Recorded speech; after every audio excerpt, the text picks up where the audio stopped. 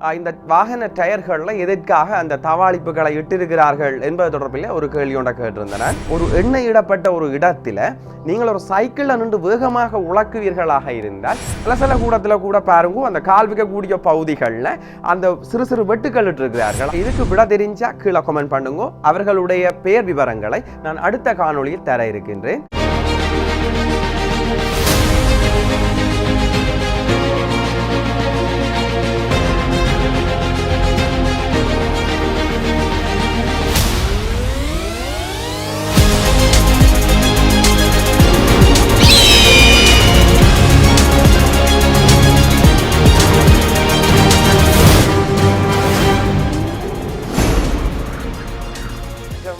துளிர் யூடியூப் சேனலினூடாக உங்களை மீண்டும் சந்திப்பது பெரும் மகிழ்ச்சி. இன்றைக்கு நாங்கள் பார்க்க இருக்கிற விஷயம் விஞ்ஞான விளக்கங்கள். விஞ்ஞான விளக்கங்கள் வரிசையில் போன முறை பதிவிட்ட அந்த விஞ்ஞான காணொலியில் ஒரு கேள்வி ஒன்று கேட்டிருந்தேன். போய் பார்க்காதக்கள் பார்த்துக்கொள்ளுங்க அந்த காணொலியை, அல்லது அதுக்குரிய லிங்கை டிஸ்கிரிப்ஷனில் தரேன். அதை விட தரம் 6 தொடக்கம் 11 வரையான மாணவர்களுக்கான பரிசோதனை காணொலிகளையும் விஞ்ஞானம் சார்ந்த பரிசோதனை காணொலிகளையும் அதேவேளை அவர்களுடைய பாடத்திட்டங்களை தெளிவுபடுத்தக்கூடிய வகையில் அமைஞ்சிருக்கக்கூடிய காணொலிகளையும் தொடர்ச்சியாக துளிர் யூடியூப் சேனலில் பதிவிட்டு கொண்டு வரேன். பார்க்காதாக்கள் அதை போய் பார்த்துக்கொள்ளுங்க. ஒவ்வொரு வகுப்புக்கும் உரிய அந்த காணொலிகளை ஒவ்வொரு பிளேலிஸ்ட்டில் தந்து கொண்டிருக்கிறேன். தரம் 6 தரம் 7 சொல்லி தரம் 11 வரைக்குமே பிளேலிஸ்ட் அமைச்சு அதுக்குரிய வீடியோஸை அதில் போட்டு வச்சிருக்கிறேன். பார்க்காதாக்கள் பார்த்துக்கொள்ளுங்க, அல்லது டிஸ்கிரிப்ஷனில் அதுக்குரிய லிங்கையும் தாரேன், பார்த்துக்கொள்ளுங்க. சரி, இனி விஷயத்துக்கு வருவோம். போன காணொலியில் விஞ்ஞான விளக்கம் காணொலியில் கேட்டிருந்தான் ஒரு கேள்வி உண்டு. இந்த வாகன டயர்களில் எதற்காக அந்த தவாளிப்புகளை இட்டிருக்கிறார்கள் என்பது தொடர்பில் ஒரு கேள்வி ஒன்றை கேட்டிருந்தனர். அதுக்கு சரியான விளக்கத்தை 2 பேர் அளித்திருக்கிறார்கள். அவர்களுடைய பெயர் விவரங்களை நான் இந்த காணொலியினுடைய இறுதி பகுதியில் தாரேன். அதுக்கு முதல்ல அதுக்குரிய விளக்கத்தை நான் தாரேன். அதுக்குரிய விளக்கம் என்னவாக இருக்குது என்று சொல்லி சொன்னால், இந்த வாகனங்களினுடைய டயர்களில் இந்த தவாளிப்புகள் இடப்பட்டிருக்கிறத நாங்கள் பார்க்கலாம். தவாளிப்புன்றத ஒரு டிசைன் மாதிரி இட்டிருப்பாங்க, அல்லது ஒவ்வொரு வெட்டுக்கள் மாதிரி இருக்கிறத அதில் பார்க்கக்கூடிய மாதிரி இருக்கும். அது என்னதுக்காக அந்த தவாளிப்புகள் இட்டிருக்கிறாங்கன்னு சொல்லி சொன்னால், உராய்வை அதிகரிக்கத்தான். சில பேர் யோசிப்பீங்க உராய்வு என்றா என்ன புது விஷயம் சொல்கிறார். பெரும்பாலான தெரிஞ்சிருந்தாலும் ஒரு சிலருக்கு இந்த உராய்வுன்றது ஒரு குழப்பமான ஒரு சொற்பதமாக இருக்கும். ஆகவே அதுக்குரிய விளக்கத்தையும் நான் உங்களுக்கு தாரேன், வழிவாக கேட்டுக்கொள்ளுங்க. ஸ்கிப் செய்யாமல் முழுவதுமாக அவதானிச்சு கொள்ளுங்கள். அதே போன்று தொடர்ச்சியான காணொலிகளை பெற்றுக்கொள்வதாயின் எமது துளிர் யூடியூப் சேனலினை சப்ஸ்கிரைப் செய்து கொள்ளுங்கள். கனவேருக்கு சப்ஸ்கிரைப் செய்யறதா பயமா இருக்குதுன்னு நினைக்கிறேன். ஏன்னு சொல்லி சொன்னா சில போல பேங்க்ல இருந்து காசுகள் மாறி இஞ்சால பக்கம் வந்துருமோ இந்த ஆளுக்கு போயிடுமோன்ற பயம் அப்படியெல்லாம் இல்லை. சப்ஸ்கிரைப் பண்றது என்னதுக்காக சொல்லி சொன்னா உங்களுக்குரிய நோட்டிபிகேஷன் வரும். நான் வீடியோஸ் போடைகளும் உங்களுக்கு நோட்டிபிகேஷன் வரும். அந்த நோட்டிபிகேஷன் நீங்க பார்க்கக்கூடிய மாதிரி இருக்கும். அதனால வீடியோஸ் போட்டால் உடனடியாக நீங்கள் எங்களுடைய காணொலிகளை பார்க்கக்கூடிய மாதிரி இருக்கும். அதுக்காண்டித்தான் சப்ஸ்கிரைப் பண்ண சொல்றது. ஓகே, அந்த தெளிவுபடுத்தலோடு இனி நாங்கள் விஷயத்துக்குள்ள வருவோம். இப்ப நான் என்ன உங்கள்கிட்ட சொல்றது, இந்த உராய்வு சம்பந்தமா உங்களுக்கு விளங்கக்கூடிய வகையில் ஒரு சிறிய ஒரு விளக்கம் ஒன்று தாரேன். இந்த என்னுடைய கைகளை கவனிச்சு கொள்ளுங்க. 2 கைகள், ஒரு கைக்கு மேல ஒரு கை வச்சிருக்கிறேன். ஒன்று சார்பா உண்டை இயங்க செய்ய போறேன்.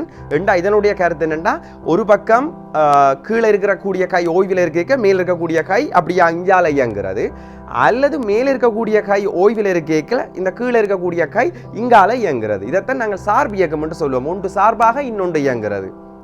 இந்த சந்தர்ப்பத்தில் ஒரு பொருளினுடைய மேற்பரப்பினால மற்ற பொருளினுடைய மேற்பரப்புக்கு அந்த இயக்கத்தை எதிர்க்கிற வகையில ஒரு விசை ஒன்று கொடுபடும்.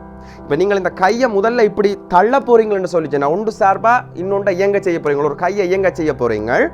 இந்த கை இப்படியே இஞ்சால இயங்க வெளிக்கிடைக்குள்ள கீழே இருக்கக்கூடிய கையினுடைய மேற்பரப்பினால இந்த இதுல முட்டி கொண்டிருக்கக்கூடிய இந்த கையினுடைய மேற்பரப்பில் எதிராக ஒரு விசை ஒன்று பிரயோகிக்கப்படும். இந்த கை இயங்காமலுக்கு, மேல இருக்கக்கூடிய கை இயங்காமலுக்கு ஒரு விசை ஒன்று பிரயோகிக்கப்படும். அதைத்தான் நாங்கள் உராய் விசை என்று சொல்றோம்.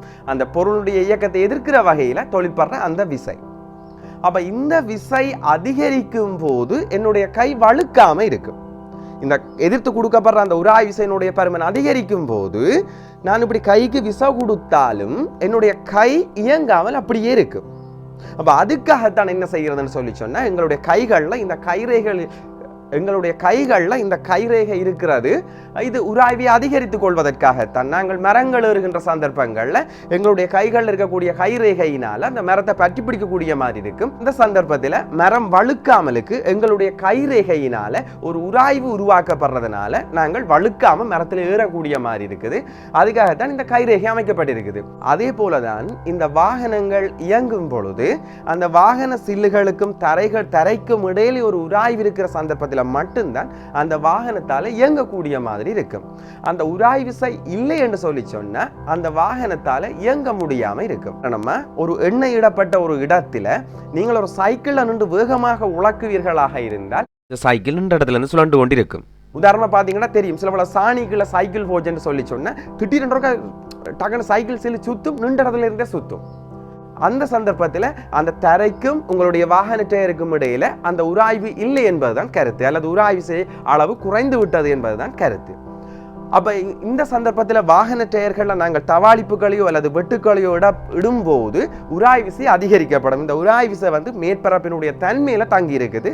அந்த மேற்பரப்பு கரடுமுரடாக இருக்கின்ற சந்தர்ப்பத்தில் உராய் விசையினுடைய அளவு அதிகரித்து கொண்டு போகும். இதனால் தான் நாங்கள் இந்த கால் வைக்கக்கூடிய இடங்கள்ல பார்த்தீங்கன்னா வழுக்காம இருக்கிறதுக்காக இந்த சிறு சிறு வெட்டுக்களை எல்லாம் விட்டிருப்பார்கள். அதுக்குரிய காரணம் இதுதான். உதாரணம் மலசல கூடத்துல கூட பாருங்க, அந்த கால் வைக்கக்கூடிய பகுதிகளில் அந்த சிறு சிறு வெட்டுக்கள் இருக்கிறார்கள். அதுக்குரிய காரணம் கூட கால் வழுக்காம இருக்கிறதுக்காகத்தான். அந்த சமையலற மாபிள்களினுடைய மேற்பகுதியை பாருங்கள், அங்கும் சிறு சிறு வெட்டுக்களாக அல்லது சிறிய சிறிய டிசைன்களாக போட்டிருப்பார்கள். அதை விட எங்கேயாவது புதிதாக சீமெந்து வேலை செய்யப்பட்ட நிலங்களில் பாருங்கள், ஒரு விளக்குமாறாலே ஒரு கோடொண்ட கீறி இருப்பார்கள். அது மேற்பரப்பை கரடுமுரடாக மாற்றி இருப்பார்கள்.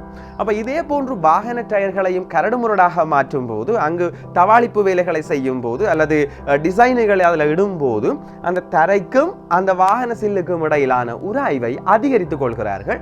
இதனுடைய விளைவாக வாகனம் வழுக்காமல், நின்ற இடத்தில் நின்று சுத்தி கொண்டிருக்காமல் வழுக்காமல் அந்த வாகனம் வீதியிலே வேகமாக ஓடுவதற்கு இந்த உராய்விசை உதவுகின்றது. மோட்டார் வாகன டயருக்கும் பாதையின் மேற்பரப்புக்கும் இடையிலான உராய்வை அதிகரிக்கும் பொருட்டு டயர்களில் தவாளிப்புகள் வெட்டப்பட்டிருக்கும்.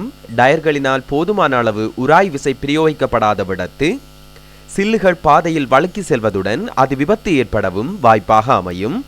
சில வேளைகளில் சேற்றுப்பாங்கான தரையில் அல்லது மணலில் வாகன சில்லுகள் முன்னோக்கி செல்லாது ஒரே இடத்தில் சுழல்வதை நாங்கள் அவதானிக்கலாம். சில்லுகள் முன்னோக்கி அசைய போதுமான அளவு உராய் விசையின்மையே இதற்கு காரணமாகும். இதுதான் அதுக்கான காணொளி. இந்த விஷயத்தோட இந்த விளக்க காணொளியை நான் நிறைவு செய்து கொள்கிறேன். கடந்த காணொளியில் நான் கேட்டிருந்த இந்த வினாவுக்கான விடையை தந்திருப்பவர்கள் காதி ஆதிஃப் மற்றும் சரண் அவர்கள். அதே போன்று இன்று வினவப்படும் வினாவுக்கு சரியான விடை அளித்து உங்கள் பெயர் விவரங்களையும் அடுத்த காணொளியில் வருவதற்கு நீங்கள் முயற்சியுங்கள். பல தடவைகள் எமது துளிர் யூடியூப் சேனலினால் வெற்றியாளர்களாக அறிவிக்கப்பட்ட நபர்கள் வருட ஆண்டின் இறுதியில் நிகழவிருக்கும் ஒரு மிகப்பெரிய பரிசு திட்டத்தில் இணைத்துக் கொள்ளப்படுவீர்கள் என்பதனையும் இங்கு நாம் நினைவுபடுத்துகின்றோம். உடற்பயிற்சி இல்லாமல் நாங்கள் திடீரென்று ஓடுகின்ற சந்தர்ப்பத்தில் எங்களுக்கு கால் பிடிப்பு அல்லது தசைப்பிடிப்புகள் ஏற்படுகின்றன. இதுக்கு என்ன காரணமாக இருக்கும்? அது சம்பந்தமான விஷயத்தை தான் அடுத்த வீடியோஸில் தர இருக்கிறேன்.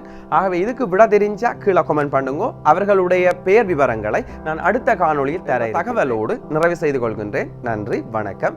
மீண்டும் ஒரு காணொளியூடாக சந்திக்கும் வரை விடைபெற்றுக் கொள்ளும் நான் என்றும் உங்கள் அன்பின் எஸ் ரவிச்சந்திரன். நன்றி, வணக்கம். லைக் பண்ணுங்க, ஷேர் பண்ணுங்க, சப்ஸ்கிரைப் பண்ணுங்க. அந்த பெல் பட்டன் இருக்கும், உங்க பொண்ணான கையால் அந்த பெல்லை மட்டும் அனுப்பிடுங்க.